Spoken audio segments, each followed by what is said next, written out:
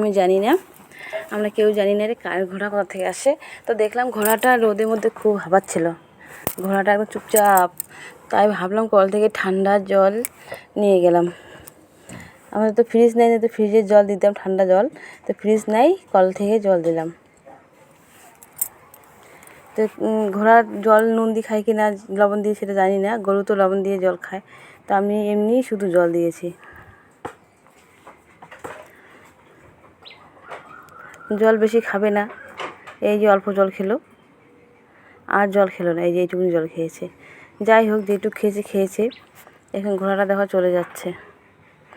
বললাম যে আমাদের বাড়িতে থাকো, থাকবে না আমাদের বাড়িতে, চলে গেল। তো যাই হোক বন্ধুরা, ঘোড়াটাকে জল দিয়ে আসলাম। এই যে আমাদের বাইরে, এই যে বাইরা ভিতরেও কল আছে, এই বাইরে এটা টাইম কল, এই যে জল আসে, টাইমে টাইমে জল আসে। আমি এখন এটার মধ্যে কাপড় ধুবো, কাপড় ধুতে লাগবে। এই যে আমি বসে দিয়েছি, গামলা ভর্তি হয়ে গেছে। আর এই যে একটা আমাদের বাড়ির সামনে পেয়ারা গাছ, পেয়ারা গাছটা মানে পেয়ারা গাছটা যখন পেয়ারা ভর্তি হয়ে যায় তখন গাছটা এইভাবে মানে নিচের দিকে হেলিয়ে আসে।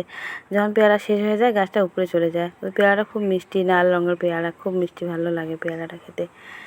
তো যাই হোক, এখন আগে কী সবজি রান্না করি, কারণ ভাত রান্না হয়ে গেছে, মেয়ে ভাত বসিয়েছিল, ভাত রান্না হয়ে গেছে।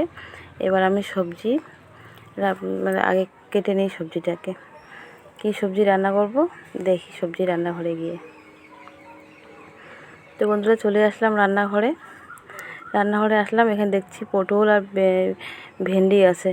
এগুলো ওর বাচ্চাগুলো খায় না, শুধু পটল ভাজা খায়, ভেন্ডি পছন্দ করে না। তারপরে যে এখানে আছে কোয়াশ, বেগুন, শসা, টমেটোর, পাতাকপি। সবজি নষ্ট হয়ে যাচ্ছে, ভালো সব সবজি নিয়ে আসলাম, সবজি নষ্ট হয়ে যাচ্ছে। এখানে ছোটো ছোটো আলু আছে, কাঁচা কলা আছে।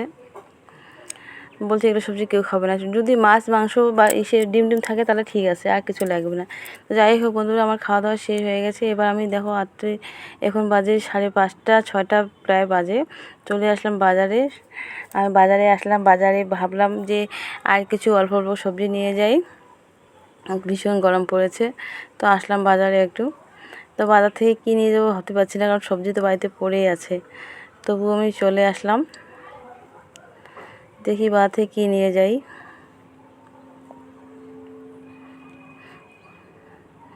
তো এখানে বেগুন দেখলাম, ছোটো ছোটো, খুব সুন্দর বেগুনগুলা।